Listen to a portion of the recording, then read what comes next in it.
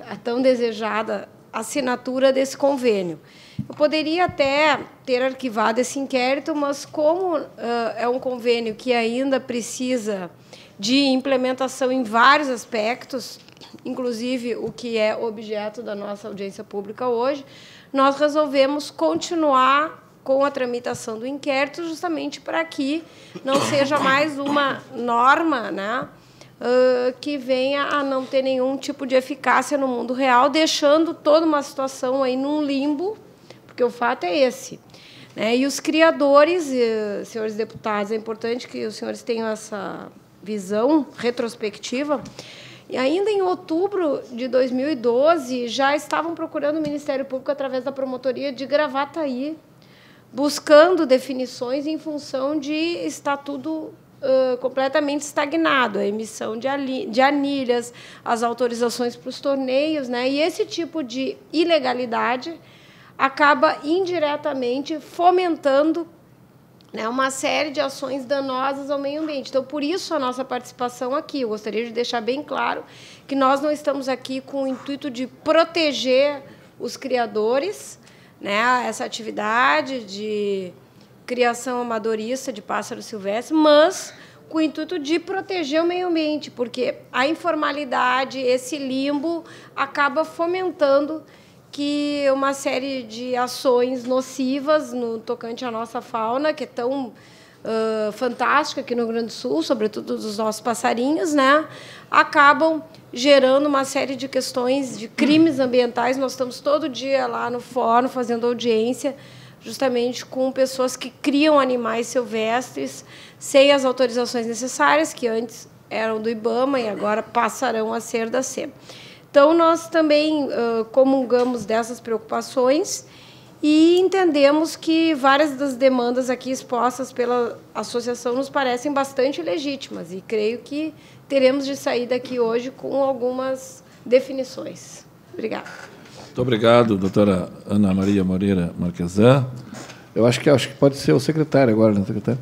Até porque nós temos um grupo de pessoas aqui que vêm a nos assistir, mas acho que a maioria já está sendo representado aqui pelo nosso presidente, né? A palavra vai ficar à disposição depois, se alguém quiser usar, está à disposição. Mas acho que é importante a gente também ouvir agora o nosso secretário, que é a pessoa que tem o poder aqui de decisão. Por favor, secretário. Bom, bom dia, deputado Troca. E, ao cumprimentar o deputado, eu cumprimento toda a mesa e os presentes.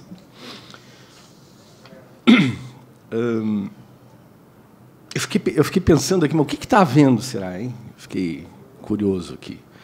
Porque boa parte dos aspectos que foram ponderados como não ocorrentes ou como episódios que não estão acontecendo estão em pleno funcionamento, estão acontecendo.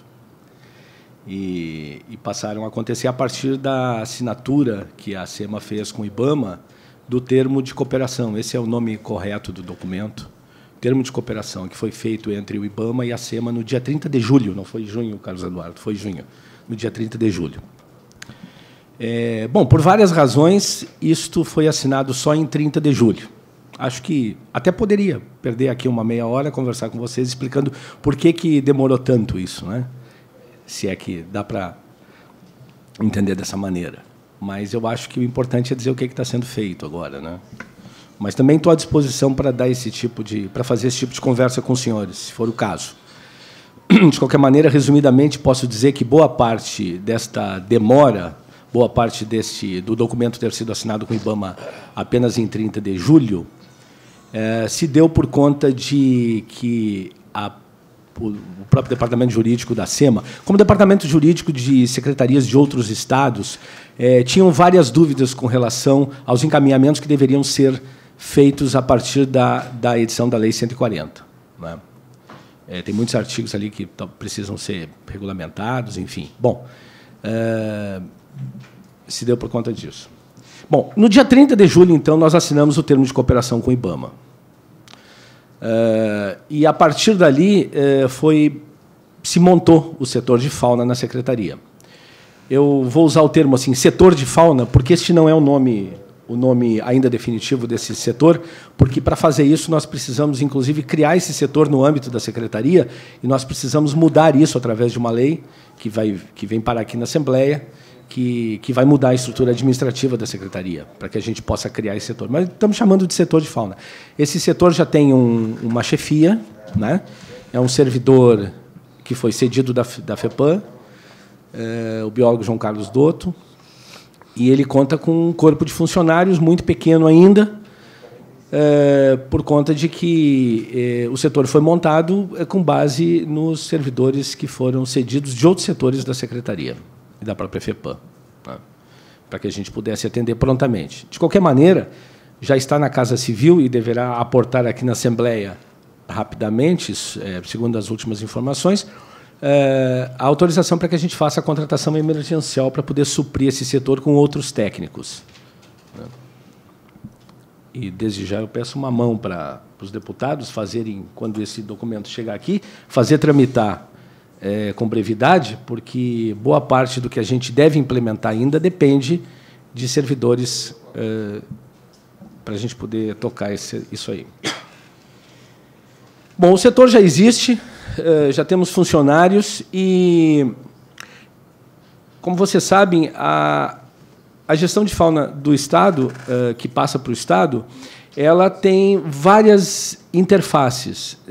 Não tratamos só de passeriformes. Se vocês se depararem para ler essa lei, vocês vão ver que passa para o Estado a gestão de todos os criadouros do Estado de fauna nativa.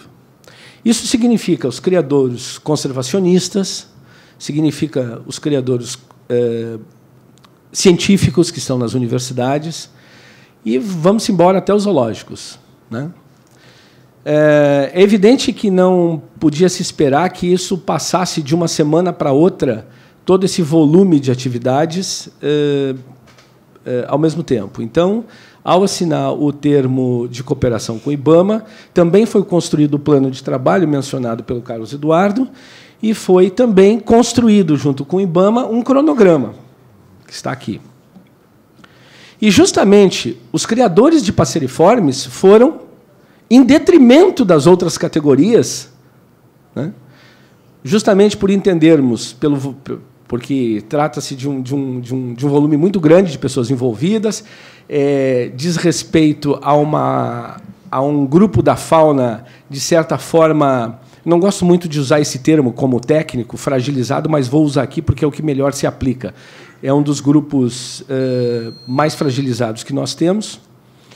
Então, por conta disso, nós priorizamos, neste cronograma que eu tenho na mão aqui, que está à disposição dos senhores e de todos, nós justamente priorizamos os criadores de passeriformes. E aí eu fiquei me perguntando, quando cheguei aqui, mas o que está havendo? Porque, ao contrário do que foi dito aqui, nós não temos nenhum criador hoje, que já estava no sistema, na clandestinidade. Todos estão dentro do sistema, estão operando regularmente. Nós não temos ninguém na clandestinidade. Nós temos, sim, um grupo de criadores que querem ingressar no sistema,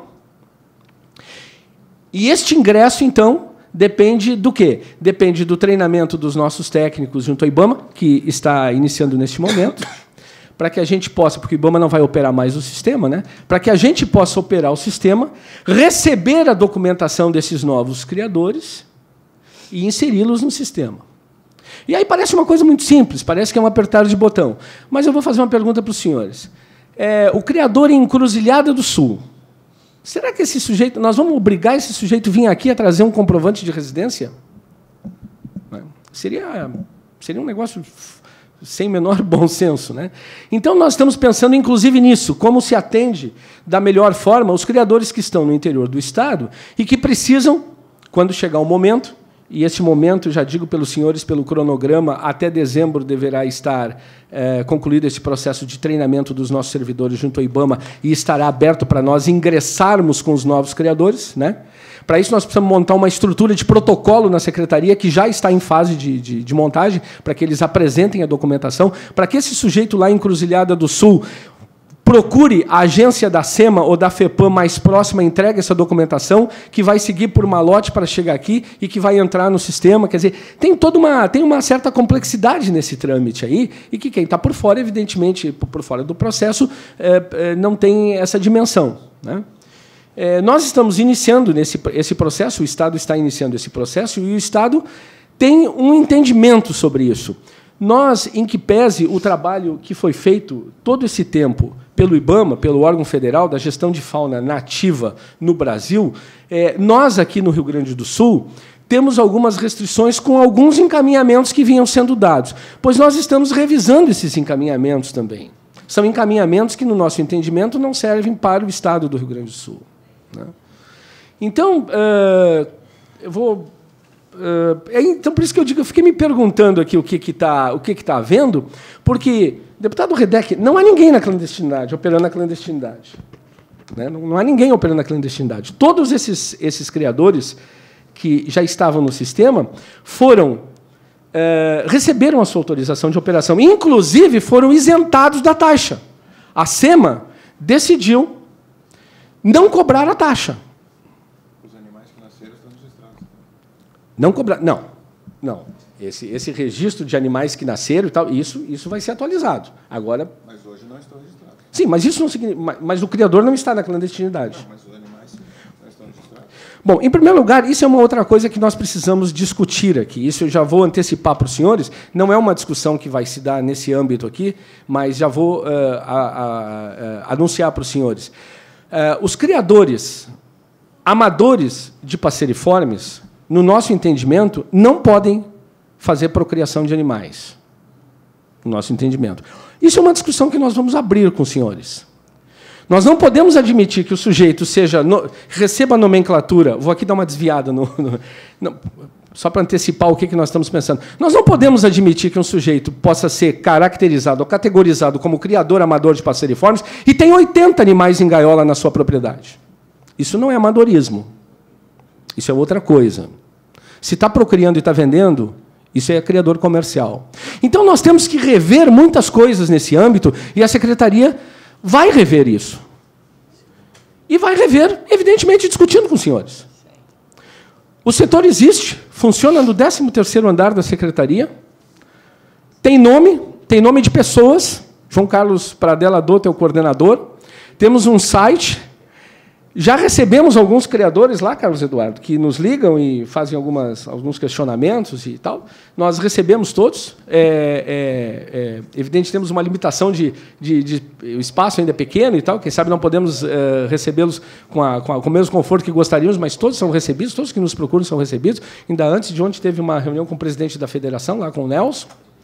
Hoje o grupo está em Pelotas, na Universidade Federal, participando com o IBAMA de um treinamento para trabalhar com animais da fauna costeira, marinhos. Então, tem uma série de procedimentos em andamento e já está funcionando. Aliás, ao contrário do que muitos estados ainda da União, da realidade de muitos estados da União, que não estão operando, né?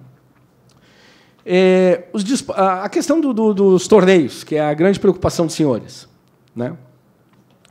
Por exemplo, nós vamos autorizar os torneios. Já antecipo para os senhores aqui. Não se angustiem. Os torneios serão autorizados até dezembro. É o prazo que nós temos no nosso cronograma aqui. Por que até dezembro? Porque nós precisamos saber se os criadores que se inscrevem para os torneios estão legais e não têm passivos legais, porque nós vamos dar um tratamento diferenciado para aqueles criadores que têm passivos legais, né?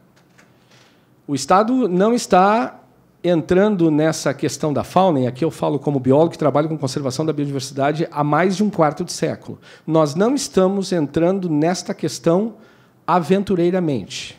Nós não vamos fazer aventura. O Estado não vai fazer aventura. Nós estamos entrando com o propósito de qualificar ainda mais essa tradição de abordagem de fauna nativa que o Estado já tem. Tivemos uma discussão grande, uma das discussões, aqui eu vou me lembrando, aqui vou falando para vocês, uma das discussões grandes que nós tivemos com o IBAMA é que eles queriam nos passar os frigoríficos que abatem fauna nativa. E nós conversamos com eles, e isso não está no termo de cooperação. Eles queriam nos passar também as lojas pet que vendem animais. Também nós não aceitamos. Nós temos entendimento diferente com relação a isso. Só essa discussão, junto à nossa Procuradoria, a Procuradoria da União e do próprio IBAMA, isso levou mais de 8 meses, porque nós não aceitávamos receber os frigoríficos, porque achamos que isso compete, essa questão de abate de animais. Nós nem temos habilitação para controlar isso, pois nós teríamos que ter corpo de veterinário, coisas desse tipo. E já existe secretaria com essa habilitação no Estado. Já existem outros órgãos que fazem isso. Então, não queremos superposição de atividades, né? Então, só para exemplificar, um dos aspectos que que nos ajudou a trancar um pouco isso. Então, isso está fora. Bom, mas essa discussão vai surgir ali na frente. Como é que nós vamos fazer com as pets, por exemplo? Como é que nós vamos resolver isso? Eu acho que, em algum momento... Eu estou dizendo acho, porque o setor tem um coordenador e quem diria com certeza seria ele agora. Então, respeitando essa questão, embora havendo uma hierarquia aí. Mas eu acho que nós vamos ter que envolver alguns municípios do Estado, que já demonstram e provam capacidade para nos ajudar a fazer essa gestão, né? Municípios grandes, né? Santa Maria, Caxias, Pelotas, Rio Grande, Santa Cruz... Municípios dessa natureza, que já têm uma estrutura muito bem posicionada de meio ambiente, com corpo técnico qualificado, é evidente que, depois de passar por uma avaliação nossa, poderão fazer, quem sabe, poderão atender muito do que hoje a gente vai sair atendendo ali no prédio 261 da Borges de Medeiros. Então, os eventos não dependem só de uma assinatura. Depende de uma série de procedimentos que estão em andamento. E eles vão sair, os eventos, os concursos de canto, né, como os senhores chamam, né? Pois o Carlos Eduardo lembrou assim, bom, e as pessoas que não têm e-mail, como é que vão fazer para se cadastrar? Pois nós estamos pensando nisso. Como é que o sujeito que não tem e-mail, que não tem acesso, como é que vai ser? Esse sujeito vai ter que acessar o sistema de qualquer jeito. Se ele mora no interior, é mais difícil ainda. Então, nós estamos pensando nisso tudo. Bom, com relação à regulamentação, nós estamos revendo já, nós já temos minutas prontas de regulação dessa atividade no Estado. Nós já temos boa parte das minutas prontas. Enquanto a gente não edita essas leis, porque antes de editar as leis, nós vamos chamá-los para conversar. Vocês, eu digo vocês, porque estamos tratando prioritariamente dos passeriformes. Nós vamos chamá-los para conversar, para vocês terem conhecimento da regulamentação estadual que virá a partir disso. Mas, enquanto isso não chega, nós vamos utilizar a legislação federal que está posta. E por uma razão muito simples, porque o IBAMA não está fora do processo. Esta é uma ação compartilhada. Diz aqui no termo, diz aqui, a essência aqui do termo de cooperação é uma ação compartilhada. O IBAMA não vai sair de todo, pelo menos num primeiro momento. Nós temos um cronograma que se estende até 2015 aqui. Por exemplo, uma das últimas atividades que nós vamos nos envolver com relação à fauna é com os animais exóticos. Né? Um dos penúltimos serão os zoológicos. Né? Os zoológicos são 6 ou 8 no Estado, né? E eles estão, segundo as informações que já temos do IBAMA, estão todos eles também licenciados, regulados, e eles têm corpo técnico. Não nos preocupa tanto, assim, no primeiro momento. Então, resumidamente, eu posso dizer para vocês que as coisas estão acontecendo, ao contrário do que foi colocado ou da expectativa que se tinha com o próprio motivo da audiência pública, dizendo o não cumprimento dos prazos, né? O não cumprimento do prazo aquele de 30 dias é possível, mas, bom, isso está acontecendo, né? Já temos um setor, tem funcionários, num primeiro momento contratação emergencial, no segundo momento concurso público, né, que já está autorizado pelo governador, e é isso. É uma atividade nova, complexa, que mexe com vários aspectos de conservação e aspectos econômicos, né? Aspectos culturais. A gente sabe que Eu falei aqui muitos aqui da questão comercial envolvida na questão de passeriformes, mas a gente sabe, nós temos consciência disso, de que muitos dos senhores que criam pássaros ou têm pássaros em casa têm por uma questão cultural. Tem porque o pai já fazia, porque o sujeito já faz desde pequeno isso, porque gosta, porque tem uma atenção diferenciada para esse grupo da fauna. Bom, enfim, são questões culturais que precisam ser respeitadas e nós vamos respeitar, dentro do que a legislação prevê, né? Então, eu vim aqui com esse propósito de atualizá-los. Qualquer um dos senhores pode procurar o setor de fauna e pedir cópia do plano de trabalho. Isso não é um documento secreto, está aqui. Pedir cópia do termo de cooperação. Está aqui, são documentos públicos, né, que envolvem a atividade dos senhores. Qualquer um dos senhores podem procurar a secretaria. E todos os que procuram são recebidos e recebem a documentação que pedem, não tem problema nenhum. Nós trabalhamos, e quando eu digo nós, eu estou dizendo a gestão da secretaria que está lá agora, porque eu não falo por outros, eu falo só por mim. Nós estamos fazendo, neste e em outros aspectos, uma gestão, senhores, muito transparente, porque não há qualquer outro interesse que não seja isso. Aqui, a secretaria... O que se espera da Secretaria do Meio Ambiente? Não podemos esquecer isso. A Secretaria Estadual do Meio Ambiente do Rio Grande do Sul tem, por atribuição legal, fazer a tutela da biodiversidade do Rio Grande do Sul. E nós vamos fazer isso, e é isso que estamos fazendo. Isso acontece com a maior transparência, com a maior tranquilidade, né? Não se faz nada escondido, não se faz nada... É claro que muita coisa que é de... E isso é uma iniciativa do Estado. O Estado tem que regular, o Estado tem que controlar, o Estado tem que agir nesse sentido. Nós não vamos abrir mão disso. Não significa que nós não estamos abertos para a discussão, para ouvir o Carlos Eduardo com a sua proposta.